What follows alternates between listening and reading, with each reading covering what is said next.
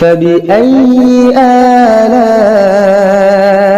ربكما تكذبان أعوذ بالله من الشيطان الرجيم بسم الله الرحمن الرحيم الرحمن الرحيم أي ذي الرحمة وهي إرادة الخير لآله مالك يوم الدين أي الجزاء وهو يوم القيامة وخص بالذكر لأنه لا ملك ظاهرا فيه لأحد إلا لله تعالى بذل لمن الملك اليوم لله ومن قرأ مالك فمعناه مالك الأمر كله في يوم القيامة أي هو موصوف بذلك دائما كغافل الذنب فصحه صفة لمعرفة إياك نعبد وإياك نستعين أي نخصك بالعبادة من توحيد وغيره ونطلب منك المعونة على العبادة وغيرها اهدنا الصراط المستقيم أي أرشدنا إليه ويدل منه صراط الذين أنعمت عليهم بالهداية ويبدل من الذين بصلته غير المغضوب عليهم وهم اليهود وغير الضالين وهم النصارى ونقطة البدل إفادة أن المهتدين ليسوا يهودا ولا نصارى والله أعلم بالصواب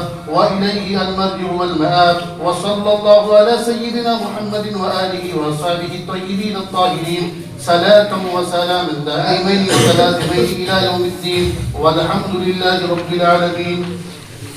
بسم الله الرحمن الرحيم الحمد لله رب العالمين والصلاة والسلام على سيد الأنبياء والمرسلين وعلى آله وأصحابه أجمعين أما بعد. قابل قدر اساتذہ کرام، مہمانان اعظام اور عزیز طلبہ،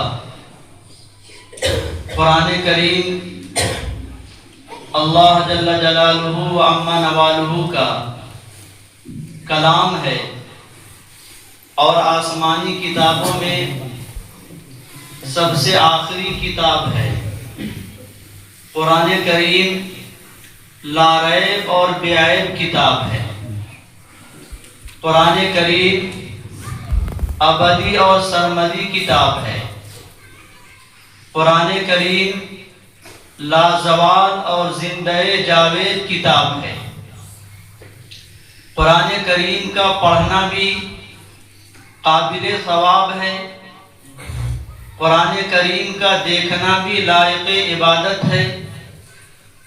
قرآن کریم کو محبت کی نگاہوں سے اپنی آنکھوں اور پلکوں پر سجانا بھی عبادت ہے. قرآن کریم اللہ تعالیٰ نے ساری انسانیت کی ہدایت اور رہنمائی کے واسطے نازل فرمایا ہے. قرآن کریم کا سمجھنا اور اس کا سمجھانا یہ بھی عبادت ہے. قرآن کریم ہمیں کیسے سمجھ میں آ جائے، اس کے لیے علماء کرام نے محققین نے قرآن کریم کی تفسیریں بہت ساری لکھی ہیں. انہی تفسیروں میں سے ایک اہم اور جامع ترین تفسیر جلالین ہے.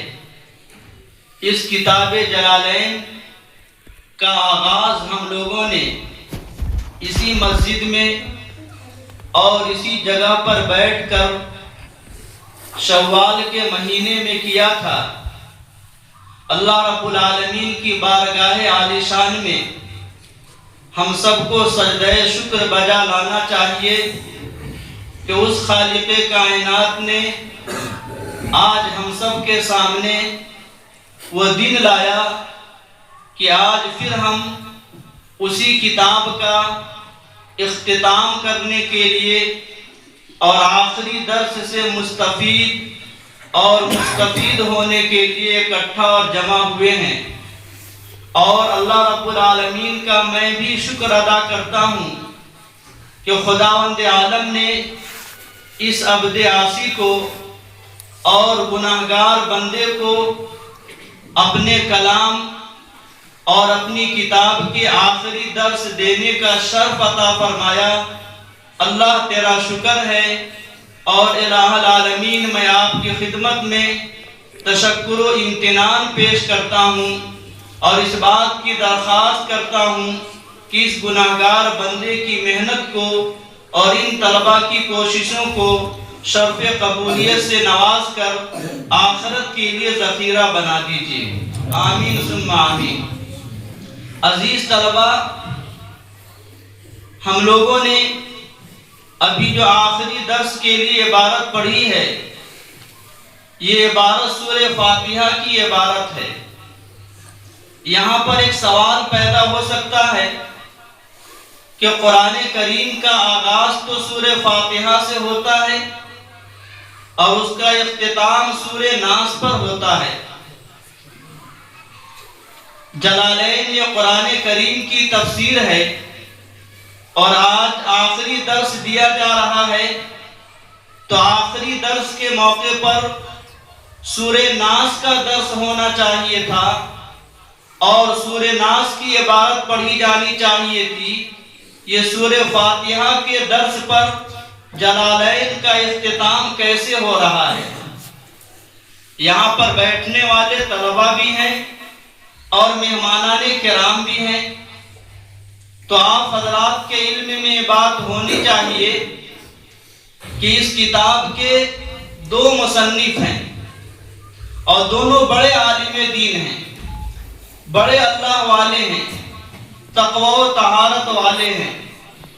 ان دونوں مصنفوں میں سے پہلے مصنف علامہ جلال الدین محلی رحمہ اللہ تعالی ہیں، دوسرے مصنف علامہ جلال الدین السیوطی رحمہ اللہ تعالی ہیں۔ ان دونوں مصنفوں میں سے پہلے مصنف علامہ جلال الدین محلی رحمہ اللہ تعالی استاد ہیں اور علامہ جلال الدین سیوطی یہ ان کے شاگرد ہیں۔ ان دونوں نے مل کر اس کتاب کی تصنیف کی ہے، اسی وجہ سے اس کتاب کا نام جلالین رکھا جاتا ہے۔ جلالین یہ تثنیہ کا صیغہ ہے، آپ حضرات کو معلوم ہے۔ سب سے پہلے علامہ جلال الدین محلی رحمۃ اللہ علیہ نے قرآن کریم کی تفسیر لکھنا شروع کیا اور سورہ کہف سے لکھنے کا آغاز کیا۔ سورہ کہف سے لکھتے لکھتے سورہ ناس تک پہنچے اور سورہ ناس تک پہنچنے کے بعد پھر آپ نے سورہ فاتحہ کی تفسیر لکھی۔ ابھی سورہ فاتحہ کی تفسیر مکمل ہوئی کہ اس تفسیر کے اور سورہ فاتحہ کی تفسیر کے مکمل ہونے کے بعد آپ کا وصال ہو گیا اور آپ نے اپنی جان جاں آفری کو سپرد کر دی، اور اس طریقے سے 15 پارے کی تقریباً تفسیر ہوئی اور 15 پارے کی تفسیر باقی رہ گئی۔ آپ کے وصال کے بعد آپ کے شاگرد رسید حضرت علامہ جلال الدین السیوطی رحمۃ اللہ علیہ نے آپ کو خواب میں دیکھا کہ استاد محترم تشریف لائے ہیں اور آ کر کے یہ کہہ رہے ہیں کہ جلال الدین، میں نے جو تفسیر لکھنے کا ارادہ کیا تھا اور ہماری لکھی ہوئی تفسیر ناتمام رہ گئی ہے، نامکمل رہ گئی ہے، ناقص اور ادھوری رہ گئی ہے، میری خواہش یہ ہے کہ تم اس تفسیر کو مکمل کر دو۔ چنانچہ اس خواب کے بعد علامہ جلال الدین السیوطی رحمۃ اللہ علیہ نے تفسیر لکھنا شروع کیا اور آپ نے سورہ بقرہ سے تفسیر لکھنے کا کام کیا، اور تفسیر لکھتے لکھتے آپ نے سورہ اسراء تک کے مکمل کر دی۔ تو اس طریقے سے پوری یہ کتاب مکمل ہوئی اور قرآن کریم کی تفسیر مکمل ہوئی۔ علامہ جلال الدین سیوطی رحمۃ اللہ علیہ بڑے ذہین و فطین تھے۔ 6 سال کی عمر میں آپ نے قرآن کریم کو حفظ کر لیا۔ 12 سال کی عمر میں آپ نے سند فراغت حاصل کر لی اور عالم دین بن گئے۔ 14 یا 16 سال کی عمر میں آپ نے لوگوں کو فتویٰ دینا شروع کر دیا اور مسائل بتانا شروع کر دیا، اور 22 سال کی عمر میں یہ تفسیر لکھنے کا کام مکمل کر دیا۔ اور قابل رشک اور قابل تعجب بات یہ ہے کہ 22 سال کی عمر میں آپ نے یہ تفسیر لکھی اور صرف 40 دنوں میں پورے 15 پارہ کی تفسیر آپ نے مکمل کر دی۔ شوال کے رمضان کے مہینے میں شروع کیا اور شوال کی 10 تاریخ تک آپ نے ناتمام تفسیر کو مکمل کر دیا، اور تفسیر ایسے طور پر آپ نے لکھی کہ پڑھنے والا ہرگز یہ محسوس نہیں کر سکتا ہے کہ یہ کتاب 2 مصنفوں کی لکھی ہوئی ہے۔ عام طور پر ہر مصنف کے لکھنے کا انداز الگ ہوتا ہے، ان کے بیان کرنے کا اسلوب علیحدہ ہوتا ہے، ان کے الفاظ بھی الگ ہوتے ہیں، لیکن آپ حضرات نے یہ کتاب دونوں حصے میں پڑھی ہے۔ پہلے کا 15 پارہ بھی پڑھا اور آخر کا 15 پارہ بھی پڑھا۔ آپ نے کہیں پر یہ محسوس نہیں کیا ہوگا کہ دونوں حصوں کی عبارت میں بہت زیادہ تفاوت ہو یا بہت زیادہ فرق ہو۔ یہ ان کی ذہانت، ان کی قابلیت اور ان کی صلاحیت اور ان کی استعداد پر دلالت کرتی ہے۔ اللہ تعالیٰ سے دعا فرمائیں کہ اللہ تعالیٰ ان بزرگوں کو ان کی شان بدلہ عطا فرمائے، آمین ثم آمین۔ سورۃ الفاتحہ مکیۃ،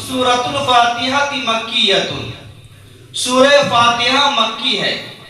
نزول کے اعتبار سے سورت مکی ہے، یعنی ہجرت سے پہلے نازل ہونے والی یہ سورت ہے۔ سورہ فاتحہ کا بہت سارا نام ہے، ان ناموں میں سے ایک نام سورہ فاتحہ ہے۔ سورہ فاتحہ کو سورہ فاتحہ کیوں کہتے ہیں؟ 2 وجہ سے کہتے ہیں۔ پہلی وجہ تو یہ ہے کہ سورہ فاتحہ کے ذریعے سے قرآن کریم کا آغاز ہوتا ہے، اس وجہ سے اس سورت کو سورہ فاتحہ کہتے ہیں۔ دوسری وجہ سورہ فاتحہ کہنے کی یہ ہے کہ قرآن کریم کے نازل ہونے کے سلسلے میں سورہ فاتحہ سب سے پہلی وہ سورت ہے جو مکمل طور پر نازل ہوئی ہے۔ سورہ فاتحہ سے پہلے قرآن کریم کی مکمل کوئی سورت نازل نہیں ہوئی۔ سب سے پہلی سورت سورہ فاتحہ ہے جس کو اللہ تعالیٰ نے مکمل نازل فرمایا، اس وجہ سے اس سورت کو سورہ فاتحہ بھی کہتے ہیں۔ اس سورت کا دوسرا نام سورہ شفا بھی ہے۔ سورہ شفا اس سورت کو کیوں کہتے ہیں؟ اس بنیاد پر کہتے ہیں کہ سورہ فاتحہ کی تلاوت کر کے کسی بیمار کے اوپر دم کیا جائے تو اللہ رب العالمین کے حکم سے اسے شفا یابی مل جاتی ہے اور وہ بیمار صحیح ہو جاتا ہے، اس وجہ سے اس سورت کو سورہ شفا بھی کہا جاتا ہے۔ اس سورت کا ایک اور نام ہے سبع مثانی۔ سورہ فاتحہ کو سبع مثانی بھی کہتے ہیں۔ سبع مثانی کیوں کہتے ہیں؟ اس بنیاد پر کہ سبع مثانی کے اندر 2 کلمہ ہیں۔ پہلا کلمہ سبعن ہے اور دوسرا کلمہ مثانی ہے۔ سبعن کے معنی آتے ہیں 7 اور مثانی کے معنی آتے ہیں بار بار پڑھے جانے والا یا بار بار پڑھی جانے والی سورت۔ تو چونکہ اس سورہ فاتحہ کے اندر 7 آیتیں ہیں اور یہ سورہ فاتحہ نماز میں بار بار پڑھی جاتی ہے، اس بنیاد پر اس سورت کو سبع مثانی بھی کہا جاتا ہے۔ سورہ فاتحہ کا ایک اور نام ہے سورۃ الصلاۃ۔ سورہ فاتحہ کو سورہ صلاۃ بھی کہتے ہیں۔ سورہ صلاۃ کیوں کہتے ہیں؟ اس بنیاد پر کہتے ہیں کہ کوئی بھی نماز سورہ فاتحہ کے بغیر مکمل نہیں ہوتی ہے، کوئی بھی نماز سورہ فاتحہ کے بغیر نہیں ہوتی ہے، اس بنیاد پر اس سورت کا نام سورہ صلاۃ بھی رکھا جاتا ہے۔ اور بھی بہت سارے نام سورہ فاتحہ کے ذکر کیے گئے ہیں، یہ چند نام آپ کی خدمت میں پیش کیے گئے۔ سورہ فاتحہ کے اندر کل 7 آیتیں ہیں۔ ان 7 آیتوں میں سب سے پہلے بسم اللہ الرحمن الرحیم ہے۔ بسم اللہ الرحمن الرحیم کے سلسلے میں حضرت امام شافعی اور حضرت امام ابو حنیفہ علیہ الرحمہ کا اختلاف ہے۔ حضرت امام شافعی علیہ الرحمہ یہ فرماتے ہیں کہ بسم اللہ سورہ فاتحہ کا جز اور سورہ فاتحہ کا حصہ ہے، اور امام ابو حنیفہ علیہ الرحمہ فرماتے ہیں کہ سورہ فاتحہ کے اندر بسم اللہ اس کا حصہ اور اس کا جز نہیں ہے۔ اگر امام شافعی کے قول کو مانا جائے تو ایسی صورت میں بسم اللہ کو سورہ فاتحہ کا جز مانتے ہوئے سورہ فاتحہ کے اندر جو آخری آیت ہوگی اس آخری آیت کی ابتدا صراط الذین انعمت علیہم سے ہوگی، اور اگر سورہ فاتحہ کا جز بسم اللہ کو نہ مانا جائے تو پھر ایسی صورت میں سورہ فاتحہ کے ساتویں آیت کا آغاز اور اس کی ابتدا غیر المغضوب علیہم سے ہوگی۔ تو گویا کہ یہ اختلاف سورہ فاتحہ کی 7ویں آیت کون ہے، بسم اللہ کے سورہ فاتحہ کے جز ہونے اور نہ ہونے پر ہے۔ جنہوں نے بسم اللہ کو سورہ فاتحہ کا جز مانا، جیسا کہ حضرت امام شافعی علیہ الرحمہ نے فرمایا، تو انہوں نے کہا کہ 7ویں آیت کی ابتدا صراط الذین سے ہوتی ہے، اور حضرت امام ابو حنیفہ علیہ الرحمہ نے بسم اللہ کو سورہ فاتحہ کا جز نہیں بتایا، تو ان کے نزدیک سورہ فاتحہ کی 7ویں آیت کی ابتدا غیر المغضوب علیہم ولا الضالین سے ہوتی ہے۔ بسم اللہ الرحمن الرحیم، شروع کرتا ہوں اللہ کے نام سے جو بڑا مہربان نہایت رحم والا ہے۔ الحمدللہ، تمام تعریفیں اللہ کے لیے ہیں۔ دنیا کے اندر جتنی بھی تعریفیں ہو سکتی ہیں وہ ساری تعریف اور ساری ستائش اللہ رب العالمین کے لیے خاص ہے۔ مفسر نے جملۃ خبریۃ لا کر کے ایک اعتراض کا اور ایک اشکال کا جواب دیا ہے۔ الحمدللہ یہ جملہ خبریہ ہے، اور اس جملے خبریہ ہونے پر دو اشکال ہوتا ہے۔ پہلا اشکال یہ ہوتا ہے کہ جملہ خبریہ اس جملے کو کہتے ہیں جس کے کہنے والے کو سچا اور جھوٹا کہا جا سکتا ہو۔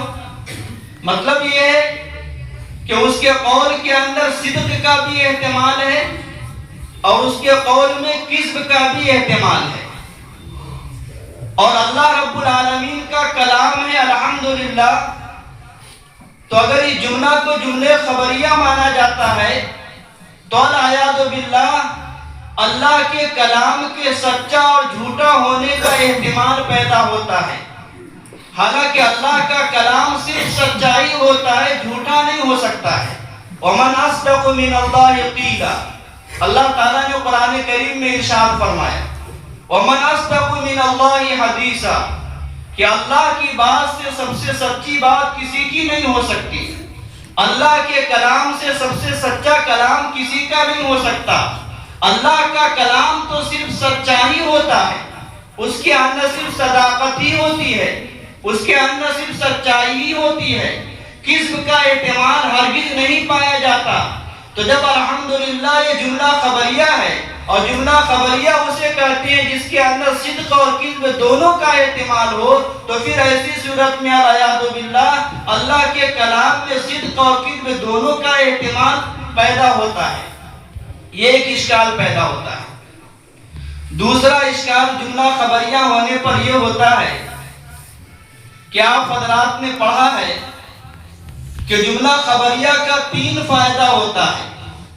جیسے آپ نے کہا کہ زید قائم، یہ جملہ خبریہ ہے، تو یہ جملہ خبریہ کے ذریعے سے کسی کو خبر دینا مقصود ہے۔ تو جب زید قائم کے ذریعے سے خبر دینا مقصود ہو تو وہ جملہ خبریہ کے ذریعے سے فائدہ خبر حاصل ہوتا ہے، یعنی خبر کا فائدہ حاصل ہوتا ہے۔ دوسری چیز، جملہ خبریہ کے ذریعے سے لازم فائدے خبر کا علم ہوتا ہے۔ یہ لازم فائدے خبر کیا ہے؟ لازم فائدے خبر یہ ہے کہ ایک انسان کو ایک چیز کا علم ہے، مثلا آپ نے کہا کہ زید قائم، زید کھڑا ہے، زید کے کھڑا ہونے کا آپ کو پہلے سے علم ہے، لیکن آپ کو اس کا نتیجہ معلوم نہیں ہے کہ اس کے کھڑا ہونے کا نتیجہ کیا ہے، اس کے کھڑا ہونے کا انجام کیا ہے۔ تو جس جملے خبریہ کے ذریعے سے اس کے انجام کو بیان کیا جائے، اس کے نتیجے کو بیان کیا جائے، تو اسے لازم فائدہ خبر کہتے ہیں۔ جملہ خبریہ کا ایک تیسرا معنی آتا ہے جو حسرت کو اور افسوس کو ظاہر کرنے کے لیے ہوتا ہے۔ تو جب الحمدللہ کو جملہ خبریہ مانا جائے تو مطلب یہ ہوگا کہ اللہ تعالیٰ کو خبر دی جا رہی ہے، یہ اللہ تعالیٰ کے لیے صحیح نہیں ہے۔ اللہ تعالیٰ کو تو ہر چیز کا علم ہے، اللہ تعالیٰ تو عالم الغیب والشہادہ ہے، ڈھکی اور چھپی ہوئی باتوں کو جاننے والے ہیں، دلوں میں پیدا ہونے والے بھید اور راز سے بھی اللہ تعالیٰ واقف ہے۔ تو پھر اللہ تعالیٰ کو خبر کس چیز کی دی جائے گی؟ تو پتہ یہ چلا کہ الحمدللہ یہ جملہ خبریہ کے ذریعے سے اللہ تعالیٰ کو کسی چیز کی خبر نہیں دی جا سکتی ہے۔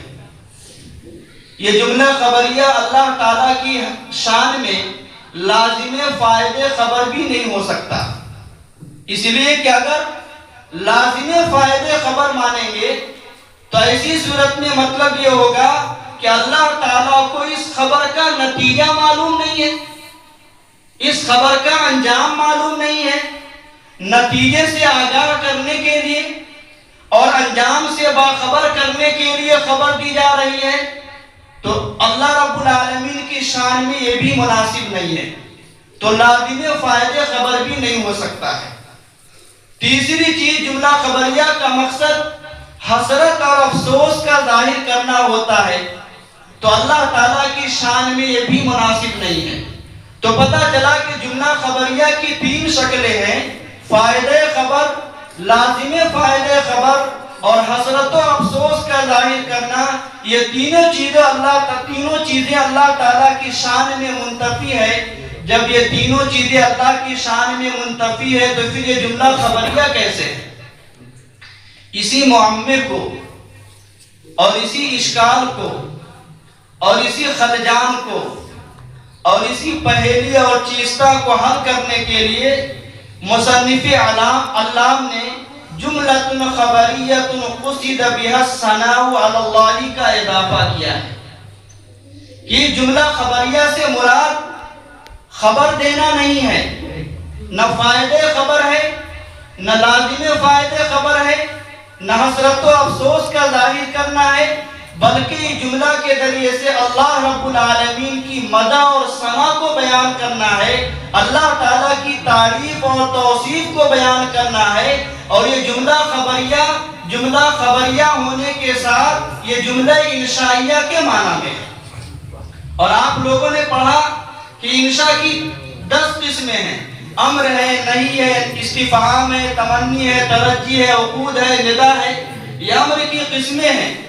ان قسموں میں سے یہاں پر الحمدللہ کو امر کے معنی میں لیا گیا ہے، یعنی احمدو، تم اللہ رب العالمین کی تعریف کرو۔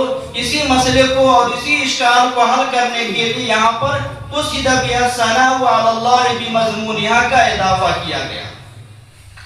رب العالمین، تمام تعریفیں اس اللہ کے لیے ہیں جو سارے جہاں کا پالن ہار ہے۔ للہ کے اندر جو لام ہے، اس لام کے بارے میں مفسرین نے 2 باتیں بیان کی۔ نو کے اندر لام کئی معنی کے لیے استعمال ہوتا ہے، ان کئی معنوں میں سے ایک معنی لام کا اللام للتملیک، کہ لام جو ہوتا ہے وہ تملیک کے لیے استعمال ہوتا ہے۔ دوسرا معنی کہ لام استحقاق کے لیے استعمال ہوتا ہے۔ تو للہ کے اندر جو لام ہے یا تو تملیک کے لیے ہے، یعنی تمام تعریف کا مالک اللہ ہے، تمام تعریف کا مالک اللہ ہے، یعنی دنیا کے اندر کوئی بھی انسان کسی بھی چیز کی تعریف کرتا ہے تو در حقیقت اللہ رب العالمین کی تعریف ہوتی ہے۔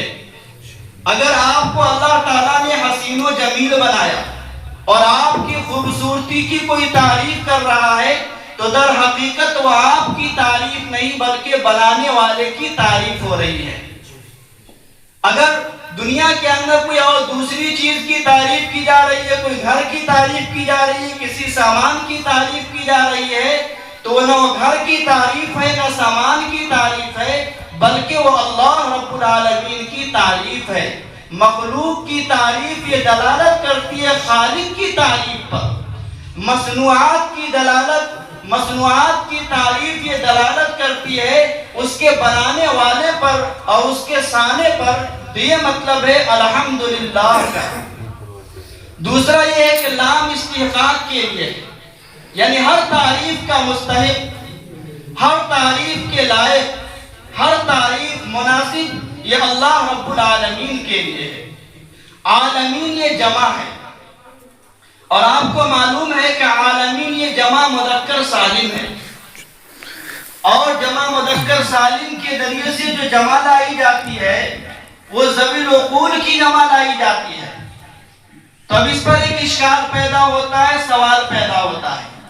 سوال یہ پیدا ہوتا ہے کہ اللہ تعالیٰ تو کائنات کے اندر جتنی بھی چیزیں ہیں ان ساری چیزوں کا مالک ہے، رب ہے، خالق ہے، پالنہار ہے، پروردگار ہے، چاہے اس کا تعلق ذوی العقول سے ہو، عقل والے سے ہو، یا غیر ذوی العقول سے ہو، ہر ایک کا مالک، ہر ایک کا خالق اللہ ہے۔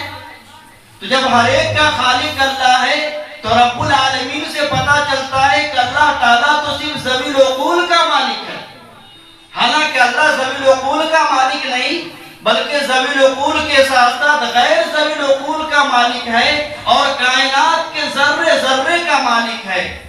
یہ اشکال پیدا ہوتا ہے، تو اس کا جواب مفسر علام نے یہ دیا ہے کہ یہاں پر ذوی العقول کو غیر ذوی العقول پر غلبہ دے دیا گیا ہے، یعنی ذوی العقول کا تذکرہ کیا گیا اور ذوی العقول کا تذکرہ کر کے غیر ذوی العقول کو اسی میں شامل کر دیا گیا ہے، اسی کے ساتھ ملا دیا گیا۔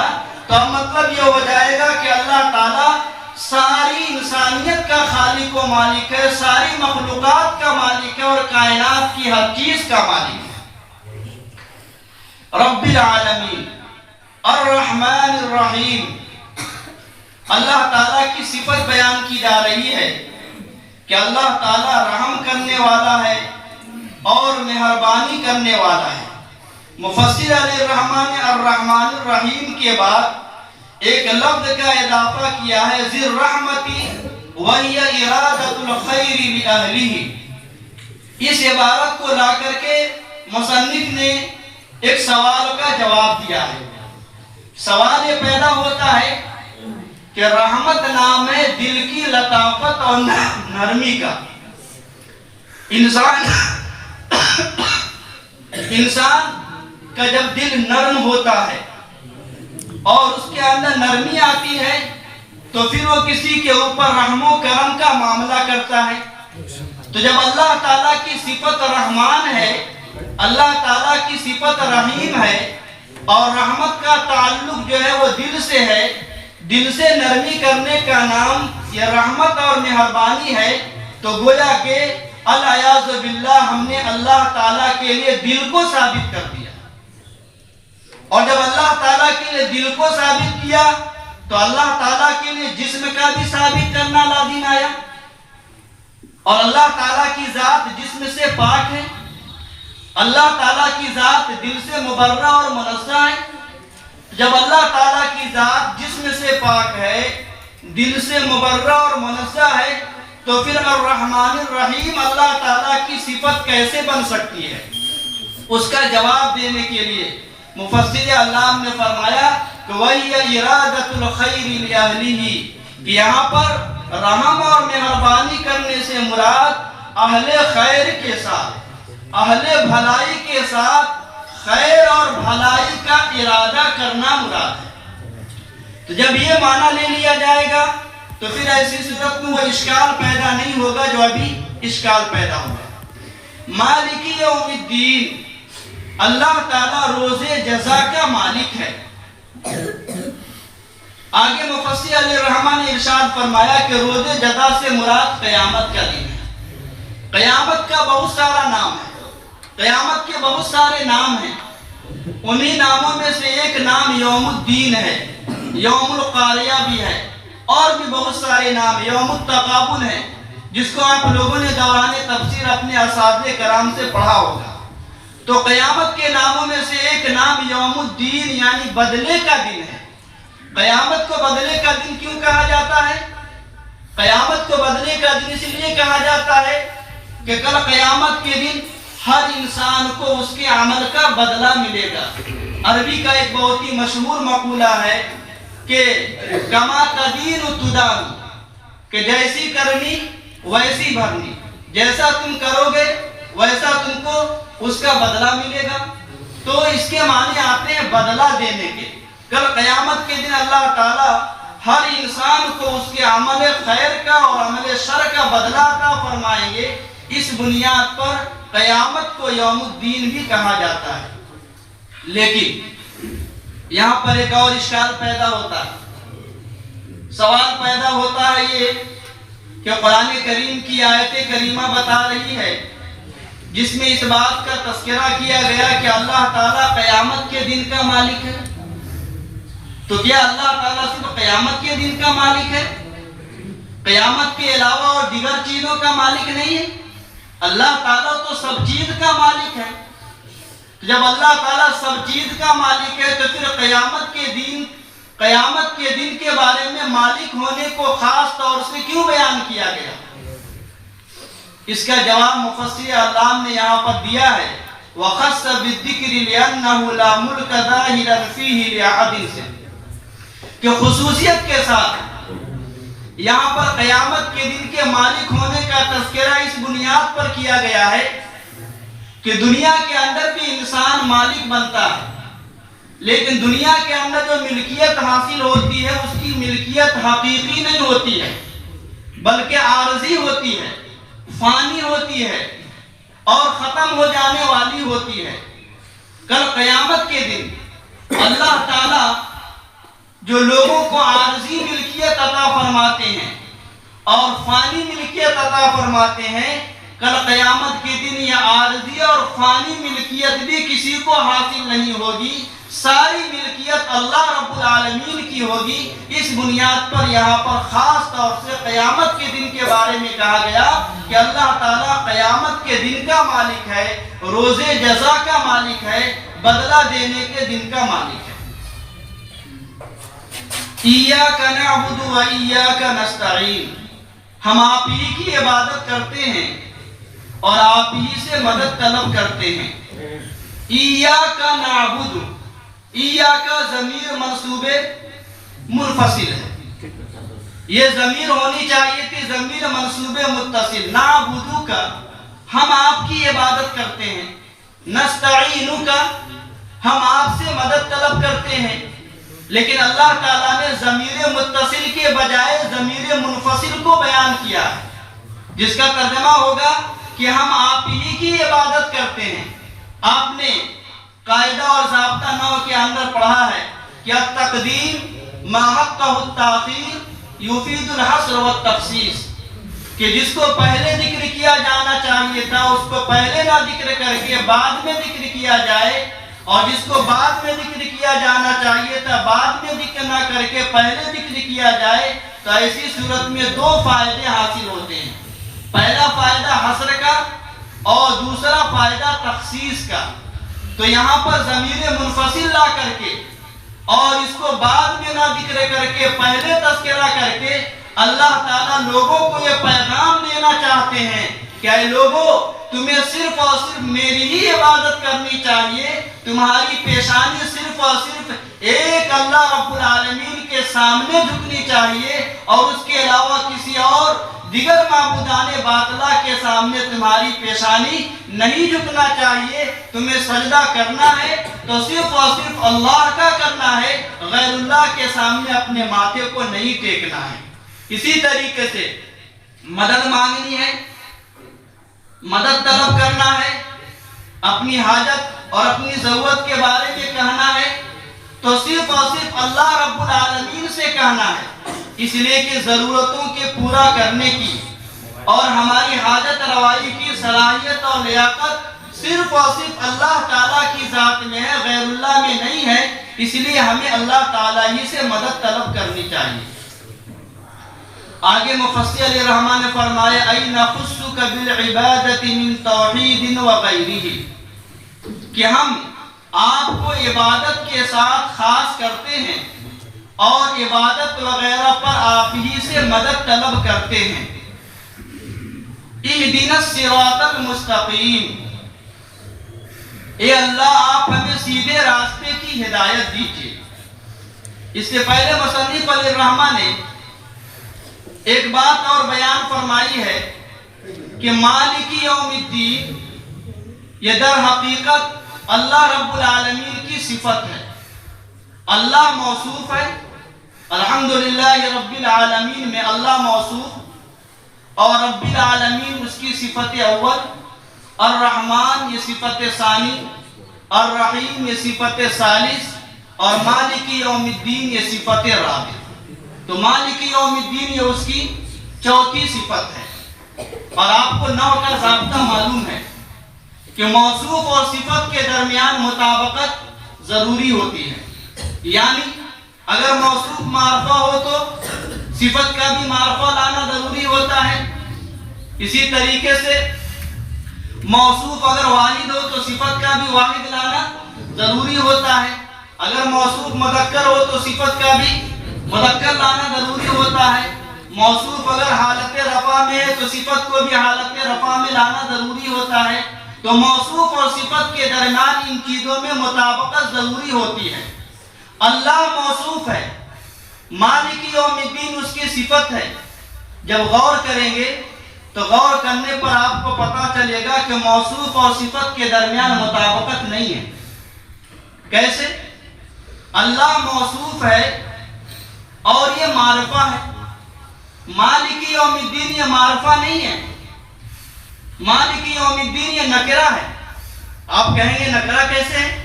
مالک کی اضافت تو یوم الدین کی طرف کی گئی ہے، اور جب نکرے کی اضافت کر دی جاتی ہے تو نکرہ بھی معرفہ ہو جاتا ہے۔ اس بنیاد پر تو یہ معرفہ ہے، لیکن نہیں، یہ معرفہ نہیں ہے، نکرہ ہے۔ کیوں؟ اس وجہ سے کہ آپ نے پڑھی کہ اضافت کی دو قسمیں ہیں، ایک اضافت لفظیہ ہے اور ایک اضافت معنویہ ہے۔ اور اضافت لفظیہ کے اندر تعریف کے باوجود، اضافت لفظیہ کے اندر اضافت کے باوجود بھی وہ اضافت تعریف کا فائدہ نہیں دیتی ہے۔ تو یہاں پر جو مالک کی اضافت کی گئی ہے یوم الدین کی طرف کی گئی۔ اضافت لفظیہ کسے کہتے ہیں؟ اس میں فاعل کی یا اس میں مفعول کی یا صیغہ صفت کی اضافت اس کے معمول کی طرف کی جائے تو اسے اضافت لفظیہ کہتے ہیں۔ یہاں پر مالک کی اضافت یوم الدین کی طرف کی گئی ہے اور یہ اضافت لفظیہ ہے، لہذا اضافت کے باوجود بھی یہاں تعریف کا فائدہ حاصل نہیں ہو رہا۔ جب تعریف کا فائدہ حاصل نہیں ہوا تو یہ نکرہ ہوا اور یہ صفت ہے، اور اللہ موصوف ہے، یہ معرفہ ہے، اور موصوف صفت کے درمیان تعریف و تنکیر کے اعتبار سے مطابقت ضروری ہوتی ہے، اور یہاں پر مطابقت ہے نہیں، تو کیا اللہ رب العالمین کا کلام غلط ہو گیا؟ نہیں، اللہ کا کلام غلط نہیں ہوا، ہماری سمجھ غلط ہو گئی، ہمارے علم کی کمی کی بنیاد پر یہ اشکال پیدا ہوا۔ اور اس اشکال کو حل کرنے کے لیے مفسر علیہ الرحمٰن نے آگے بیان فرمایا ہے کہ وہ موصوف بذالک دائما، کہ اضافت لفظیہ کی تین صورتیں ہوتی ہیں، یاد رکھیے۔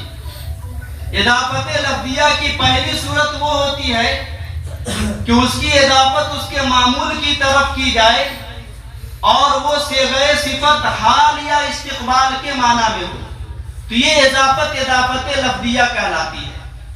صیغہ صفت کی اضافت اس کے معمول کی طرف کی جائے اور وہ صیغہ صفت ماضی کے معنی میں ہو، اضافت لفظیہ کی صیغہ صفت کی اضافت اس کے معمول کی طرف کی جائے اور وہ صیغہ صفت دوام کے معنی میں ہو۔ یہ تین صورتیں ہوتی ہیں۔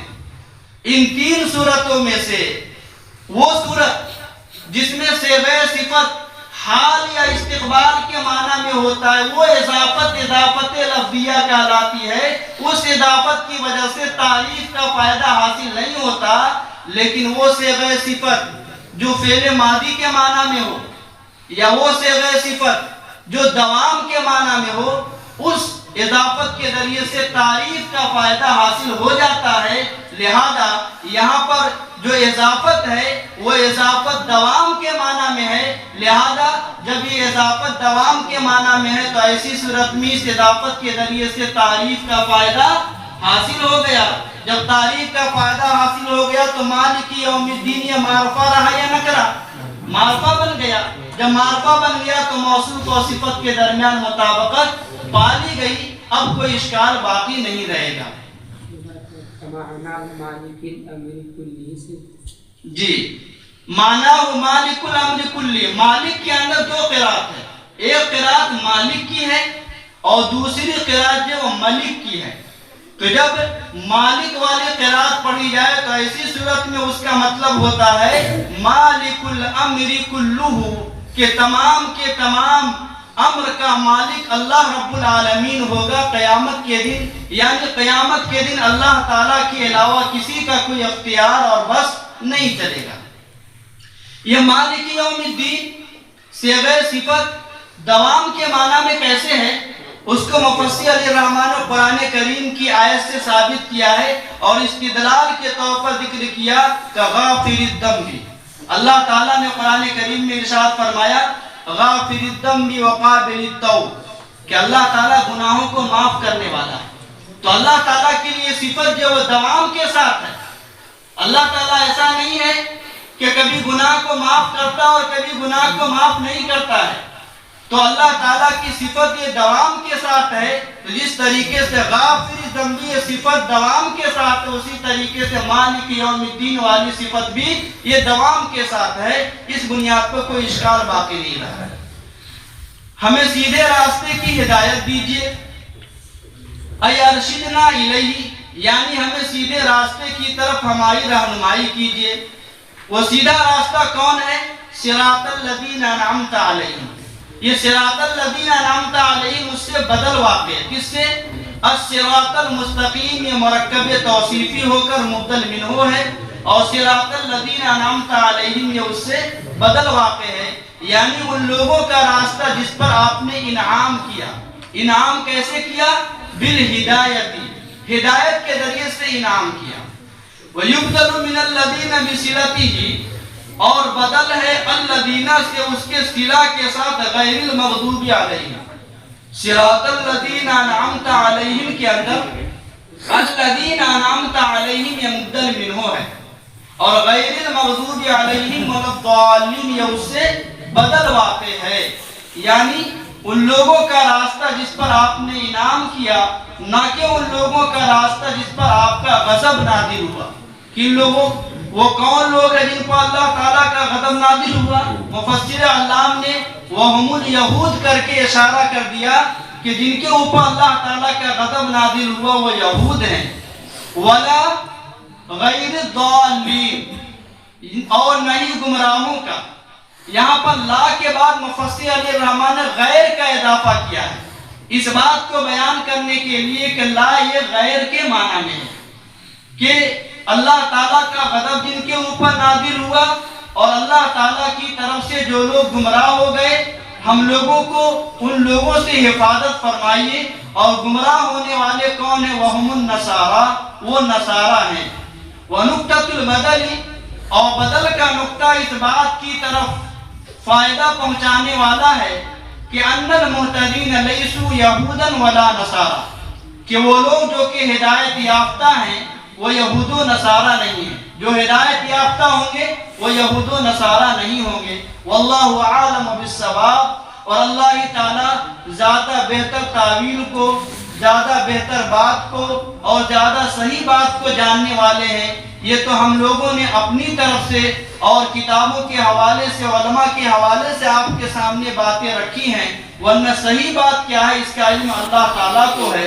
وَإِلَيْهِ الْمَرْجِعُ وَالْمَآبُ، اللہ تعالیٰ کی طرف ہر ایک کو لوٹنا اور جانا ہے۔ اور درود و سلام نازل ہو ہمارے سرکار محمد صلی اللہ علیہ وسلم پر اور ان کی آل و اصحاب پر جو کہ پاکیزہ اور طاہر ہیں، اور صلاۃ و سلام ہمیشہ لازمی طور پر قیامت کے دن تک ان کے ساتھ نازل ہوتا رہے، اور تمام تعریفیں اللہ رب العالمین کے لیے۔ یہاں پر آ کر کے قرآن کریم کی یہ سورہ فاتحہ کی اس کی تفسیر مکمل ہو گئی، اور اس طریقے سے جلالین کا آخری درس پائے تکمیل کو پہنچا۔ اب ہمیں یہاں پر 2-3 باتیں اپنے ذہن میں رکھنی ہیں۔ ان باتوں میں سے سب سے پہلی بات تو یہ ہے کہ قرآن کریم اللہ کا کلام ہے۔ اللہ کے کلام کو پڑھنا بھی چاہیے اور اس کو سمجھ کر پڑھنا چاہیے، کہ اللہ کا کلام جب انسان سمجھ کر پڑھے گا تو اس کو اللہ کے کلام کے پڑھنے میں دل لگے گا اور اس کو مزہ آئے گا۔ یہ اللہ کا کلام در حقیقت قرآن کریم کی شکل میں اللہ تعالیٰ کی طرف سے ہمارے اور آپ کے نام لکھا ہوا ایک لیٹر ہے، ایک خط ہے، کہ جب ہم کسی کو خط لکھتے ہیں تو خط کے اندر اپنی بات ان کے سامنے لکھ کر کے پیش کر دیتے ہیں۔ اسی طریقے سے اللہ تعالیٰ نے اپنی بات لکھ کر کے ہمارے سامنے پیش کر دی ہے، تو ہمیں ان باتوں کو سمجھنا چاہیے۔ دوسری بات یہ ہے کہ سمجھ کر کے اس پر ہمیں عمل بھی کرنا چاہیے، کہ جب ہم عمل کریں گے تو عمل کرنے کے فائدے ہمیں ملیں گے، اور اس کے اثرات اور اس کے ثمرات ہماری زندگی پر بھی مرتب ہوں گے۔ اس دنیا کے اندر بھی اس کے ثمرات سے ہم فائدہ یاب ہوں گے، اور آخرت کے اندر بھی اس کے ثمرات سے ہم فائدہ یاب ہوں گے۔ تیسری بات یہ ہے کہ عمل کرنے کے ساتھ اس کی دعوت بھی دینی ہے، لوگوں کے سامنے اللہ کے میسیج کو، اللہ کے پیغام کو عام کرنا ہے۔ ہمارے واٹس ایپ پر ایرے غیرے کا میسیج آتا ہے، پیغام آتا ہے، تو اس کو ہم شیئر کرتے ہیں بغیر پڑھے ہوئے، بغیر سمجھے ہوئے۔ یہ تو حکم الحاکمین کا میسیج ہے، یہ تو سارے جہاں کا خالق اور مالک کا کلام اور پیغام ہے۔ اس کلام کو، اس پیغام کو، اس میسیج کو پوری دنیا میں ہمیں عام کرنا ہے انشاءاللہ، اور اللہ تعالیٰ سے ہم سب کو اس کی توفیق بھی مانگنی ہے، اور اس کی صلاحیت اور اس کی طاقت و قوت بھی مانگنی ہے۔ اسی کے ساتھ ساتھ اللہ تعالیٰ سے دعا فرمائیں کہ اللہ تعالیٰ ہم سب کو علم نافع نصیب فرمائے، ہم سب کو عالم بعمل بنا دے، اخلاص اور للہیت کی دولت سے مالا مال فرما دے۔ جس ادارے میں رہ کر ہم لوگوں نے پڑھا ہے اور جس اساتذہ سے ہم لوگوں نے پڑھا ہے، اللہ تعالیٰ ان اساتذہ کی خدمات کو بھی قبول فرمائے، اس ادارے کی بھی حفاظت فرمائے، اور سب سے اہم بات یہ ہے کہ جس کتاب کو ہم لوگوں نے آج مکمل کیا ہے ان کے مصنفین کے لیے بھی دعا کی جائے کہ اللہ تعالیٰ انہیں خوب اس کا بہترین بدلہ عطا فرمائے، اور کروٹ کروٹ انہیں قبر کے اندر راحت و اطمینان اور سکون نصیب فرمائے۔ آمین ثم آمین، وما توفیق الا باللہ العلی العظیم۔